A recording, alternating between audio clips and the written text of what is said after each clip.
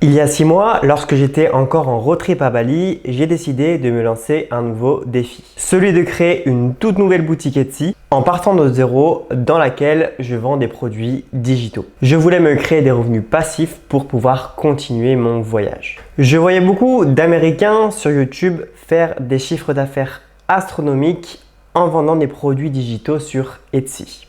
J'étais sceptique, mais en tant que bon sceptique, j'ai quand même décidé d'essayer et de me faire mon propre avis. Car c'était la solution la plus simple et la plus rapide que j'avais en tête pour me créer des revenus sur Internet sans investissement de départ. Aujourd'hui, je réussis à me dégager un peu plus de 1300 € par mois de chiffre d'affaires grâce à cette boutique Etsy. Simplement en vendant des produits digitaux que je crée sur Canva. Dans cette vidéo, je vais vous montrer comment j'ai fait et comment vous aussi, vous pouvez le faire à l'aide d'un simple ordinateur et d'une connexion Internet. Si vous êtes nouveau sur cette chaîne YouTube, je me présente rapidement, je m'appelle Bastien. Alors moi, j'ai travaillé pendant plus de 4 ans dans le e-commerce. J'étais traffic manager en tant que salarié. Je vends sur Etsy depuis 2021 et mon objectif sur cette chaîne YouTube, c'est de vous aider à vous créer des revenus passifs sur Internet, notamment grâce à la vente de produits digitaux sur Etsy. Pour avoir plus de temps, plus de liberté, pour faire des choses qui vous passionnent vraiment dans la vie. Donc, si vous voulez faire décoller votre boutique Etsy, vous êtes vraiment au bon endroit sur cette chaîne YouTube et je vous invite vivement à vous abonner et à activer la cloche pour ne louper aucune de mes nouvelles vidéos.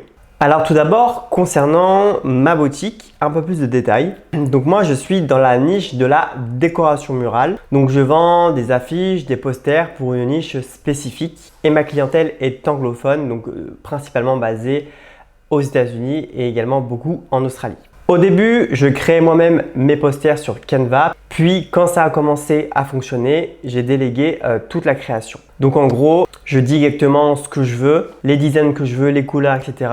Et puis, c'est une personne qui me crée mes produits. Et d'ailleurs, j'ai documenté et je continue de documenter tous les mois les résultats de cette nouvelle boutique Etsy.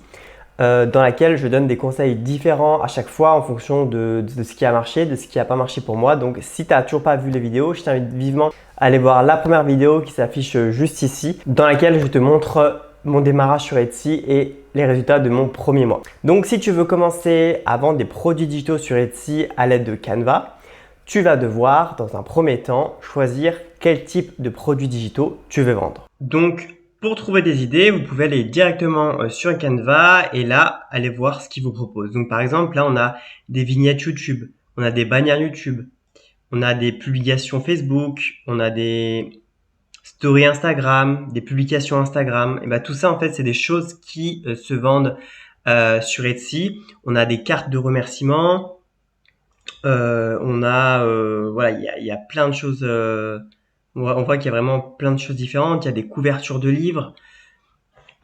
Si vous n'avez pas vu la vidéo, j'avais fait une vidéo où je vous donne plus de 50 idées de produits digitaux à vendre sur Etsy et qui fonctionnent actuellement. Donc la vidéo s'affiche juste là. N'hésitez pas à aller voir si vous voulez avoir plus d'idées. Alors lorsque vous allez choisir le produit que vous souhaitez vendre, je vous conseille vraiment de vous mettre dans une niche précise. Alors j'arrête pas de le répéter sur cette chaîne, mais c'est vraiment très important. C'est là où vous pourrez avoir des résultats beaucoup plus rapides.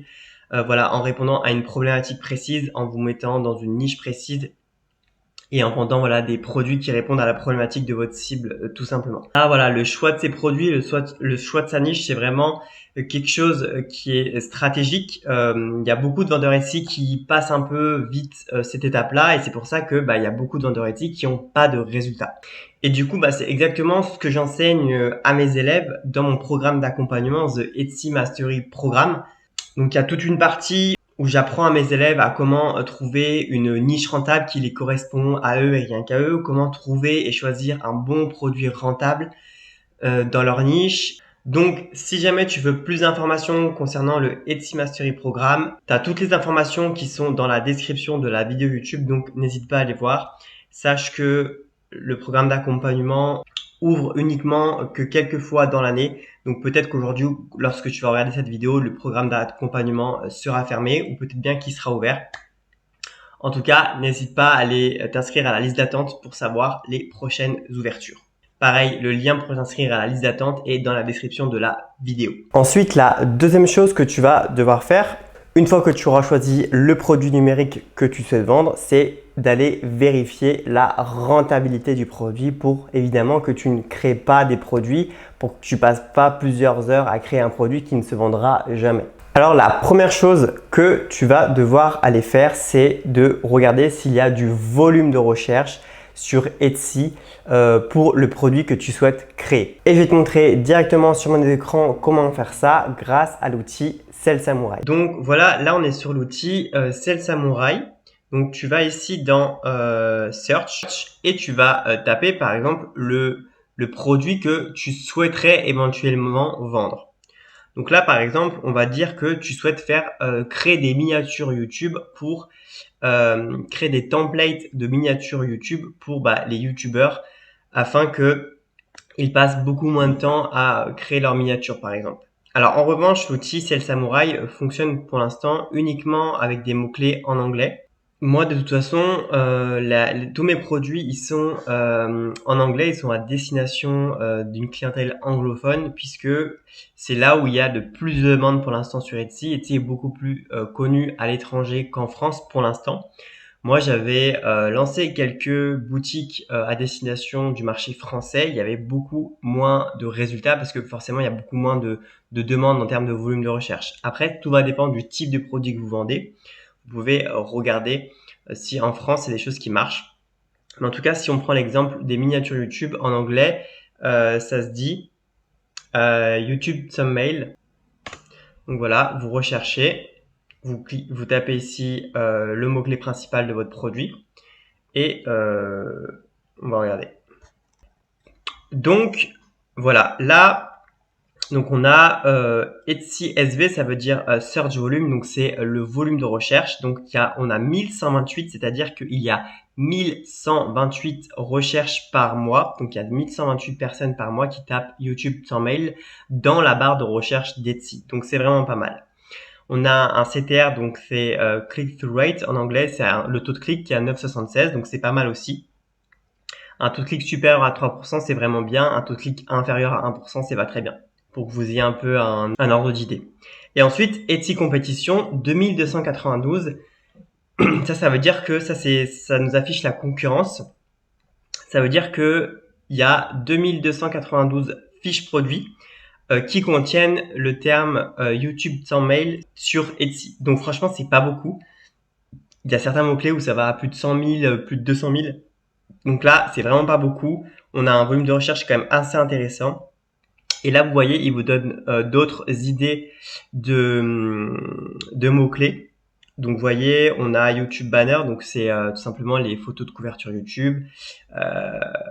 YouTube Intro, donc c'est les intros YouTube, etc. Donc, on voit qu'il y a tout un truc à faire autour de YouTube. Donc ça, c'est un premier indice positif pour nous dire que, ok, déjà, il y a une demande, il y a des personnes qui recherchent le type de produit que vous voulez vendre.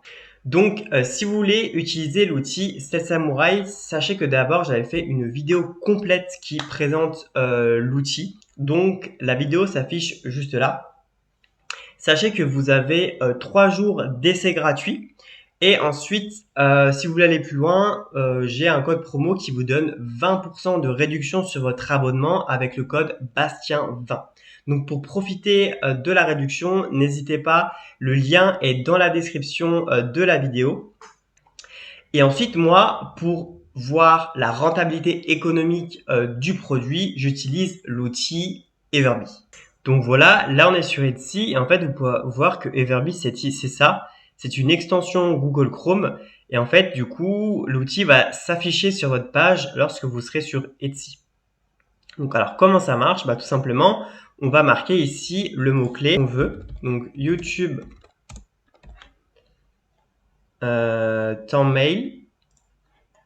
Alors, excusez-moi pour l'accent, je ne sais pas trop comment ce mot se prononce, mais c'est pas grave. Vous avez compris. Et du coup, là, ce que vous allez aller faire, c'est que vous allez cliquer sur Product Analyse. Et en fait, ce qu'il va faire Everbee, c'est qu'il va analyser toutes les fiches produits sur Etsy qui comportent le mot-clé YouTube Thumbnail. Donc moi, comme j'ai un abonnement premium, j'ai la possibilité de trier par, vous voyez ici, c'est le revenu mensuel que génère le produit au vendeur. Vous, si vous avez juste la version gratuite, vous n'aurez pas cette possibilité-là, donc il faudra faire un par un et descendre. Hop. Donc là, voilà, on a YouTube Toolkit for YouTuber Branding, etc. Donc là, on va voir le produit. Oui, ça correspond à peu près à ce qu'on souhaiterait faire. Donc, vous voyez, c'est des packs avec des miniatures, etc. En revanche, moi, ce qui me saute un peu aux yeux, c'est que les chiffres d'affaires sont vraiment très très bas. Donc là, on voit que avec ce produit-là, ce vendeur a fait 265 € le mois dernier et sa fiche produit date d'il y a 8 mois. Donc c'est pas terrible et on voit que de manière générale, le chiffre d'affaires, ça vole pas très haut. Vous voyez là, on voit 230 €, 207 €. Alors que sur d'autres produits, sur d'autres thématiques, sur d'autres niches, il y a des vendeurs qui peuvent faire jusqu'à 2000 € par mois juste avec un seul produit. Donc là, on voit que oui, c'est un produit qui a du volume de recherche et avec peu de concurrence, mais on voit qu'au final, les vendeurs n'arrivent pas à se générer des chiffres d'affaires qui sont intéressants. Alors pourquoi? C'est soit les produits qui sont actuellement disponibles sur Etsy ne correspondent pas vraiment à la demande du marché. Donc en fait, les gens, ils tapent mais ils trouvent pas ce qu'ils cherchent, donc ils n'achètent pas. Ou alors, soit tout simplement, c'est que c'est une niche qui n'est pas rentable. Si vous voulez tester l'outil Everbee gratuitement, donc il y a une version gratuite, le lien pareil est dans la description de la vidéo, donc n'hésitez pas à aller un peu tester l'outil, télécharger l'extension Google Chrome. Avec la version gratuite, on est assez limité, on n'a pas beaucoup de recherches mensuelles, mais ça vous permet de quand même faire 2-3 recherches si vous avez des idées que vous voulez valider en termes de rentabilité pure. Et ensuite, la troisième étape, ça va être de créer votre offre irrésistible avec moins d'efforts. C'est-à-dire, qu'est-ce que vous allez inclure dans vos produits, comment vous allez les créer, quelles couleurs vous allez intégrer, quelle police, etc. Il va falloir créer une offre qui correspond à la demande du marché. Parce que du coup, pour se démarquer de la concurrence, il va falloir donner à vos clients ce qu'ils veulent et même dépasser leurs attentes. Une des erreurs les plus fréquentes que je vois chez mes élèves ou chez d'autres vendeurs Etsy de manière générale, c'est qu'ils créent des produits parce qu'en fait, ce sont des produits qui leur plaît à eux. Ils font des designs, ils mettent des couleurs, etc. qui leur plaît à eux, mais pas forcément qui plaît au marché de manière générale. Si vous voulez vous créer des produits pour vous, c'est très bien, mais sachez que vous ne ferez pas du chiffre d'affaires. Il faut créer des produits qui plaisent au plus grand nombre. Je sais que ça ne plaît pas à certains, mais sachez qu'en fait, c'est la dure loi du marché. Si vos produits ne se vendent pas, c'est qu'il y a un problème avec vos produits, c'est que le marché ne veut pas de vos produits. Et le marché a toujours raison, le marché a toujours le dernier mot, puisque ceux qui sortent la carte bleue, ça va être vos clients. Et du coup, lorsqu'ils vont acheter votre produit, ils doivent vraiment avoir l'impression qu'ils font une bonne affaire. Qu'ils font une affaire en or qu'ils ne peuvent pas refuser. Et c'est comme ça en fait que vous allez pouvoir vous générer 5-6 ventes par jour. Moi, c'est comme ça, c'est une fois que j'ai compris ça que j'ai réussi à faire décoller la boutique et avoir 5, 6, 7 ventes par jour. J'ai même eu un pic à 12 ventes par jour. Et du coup, comment il faut faire pour créer une offre irrésistible? Comment il faut faire pour créer des produits qui plaisent au marché? Par exemple, si on part sur les miniatures YouTube, eh bien là vous allez dire ok, mais du coup quel style de miniature YouTube je peux faire? Quelle couleur j'inclus, etc. Eh bien tout simplement, il va falloir que vous fassiez une étude de marché. Vous allez analyser les boutiques de vos principaux concurrents qui sont dans votre niche. Donc là, par exemple, allez analyser d'autres boutiques qui sont spécialisées pour le marketing pour les youtubeurs, donc qui font des banners, qui font des miniatures, qui font des introductions, qui font des conclusions vidéo, etc. Allez regarder ce qui marche pour eux. Essayez de détecter des facteurs clés de succès communs et inspirez-vous de ça pour faire mieux. Et ensuite, pour pouvoir vous créer un vrai chiffre d'affaires, il va falloir ajouter de la valeur à vos produits sans que cela ne vous demande trop d'efforts. Parce que le but évidemment, c'est pas de passer 8 heures par jour sur sa boutique. Le but c'est d'y passer le moins de temps possible et de faire le plus de ventes possible. Parce que ce qu'on veut c'est se dégager quand même du temps et que voilà, ça nous crée quand même une certaine liberté et que ça ne nous crée pas une prison dorée. Donc il va vraiment falloir Augmenter la valeur perçue de vos produits pour que vous puissiez les vendre un peu plus cher que la concurrence sans que ça vous demande trop d'efforts. Donc par exemple, si on va sur la boutique de Beverly, on va voir comment elle propose. Donc elle propose quand même 134 templates YouTube. Et on va aller essayer de décortiquer en détail qu'est-ce qui est compris dedans. Ok, donc elle a 100 miniatures YouTube, 14 pages de planification pour les vidéos, 2 banners, 2 intros. Eh bien, vous voyez par exemple là, on voit que ces miniatures YouTube, c'est vraiment tous le même style. Vous voyez ici les trucs qui défilent, c'est la même écriture, c'est les mêmes couleurs, elles changent juste les photos. Mais en fait, vous pouvez créer beaucoup de miniatures YouTube juste en changeant quelques éléments. Par exemple, vous dites qu'il y en a 100, mais il y en a une, vous avez peut-être juste changé la couleur, il y en a une autre, vous avez peut-être changé une photo, etc. Bon, alors là, c'est peut-être pas le bon exemple parce que on voit qu'elle fait pas non plus un chiffre d'affaires qui est énorme. Mais voilà, peut-être, est-ce que vous pouvez pas proposer différentes dimensions? Pour YouTube, ça marche peut-être pas parce que les dimensions, elles sont fixes, mais par exemple, si vous vendez, vous voyez des templates Instagram, eh bien, vous pouvez tout simplement créer, je sais pas, 20 templates pour les posts et ensuite 20 templates pour les stories. Mais du coup, les posts et les stories, c'est pas les mêmes dimensions. Vous avez juste en fait à dupliquer les produits dans des dimensions différentes et tout de suite, ça vous fait 40 posts au lieu de 20. Alors qu'en fait, au départ, vous n'avez juste créé 20. Donc ça, c'est pareil, cet élément-là qui est crucial en fait parce que si vous créez des produits qui ne correspondent pas à la demande du marché, bah ça se vendra pas. Eh bien, il y a un module entier qui est consacré à cette partie-là. Donc, comment créer une offre irrésistible dans mon programme d'accompagnement, The Etsy Mastery Programme, qui est destiné aux personnes qui souhaitent se créer des revenus passifs grâce à la vente de produits digitaux sur Etsy. Donc voilà, je leur apprends en détail, étape par étape, comment faire une étude de marché, quels sont les éléments les plus importants à prendre en compte. Pareil, si ça t'intéresse, n'hésite pas à t'inscrire à la liste d'attente pour connaître les dates de la prochaine réouverture. Voilà, la vidéo touche à sa fin. J'espère vraiment qu'elle vous aura plu, qu'elle vous aura donné des idées, qu'elle vous aura donné envie de vous lancer dans la vente de produits digitaux sur Etsy. Si vous avez des questions suite au visionnage de cette vidéo, n'hésitez pas à me le mettre en commentaire et j'y répondrai du mieux que je peux. Si la vidéo t'a plu, n'hésite pas à mettre un petit pouce bleu, ça fait toujours plaisir. Et nous, on se dit à la prochaine pour une autre vidéo.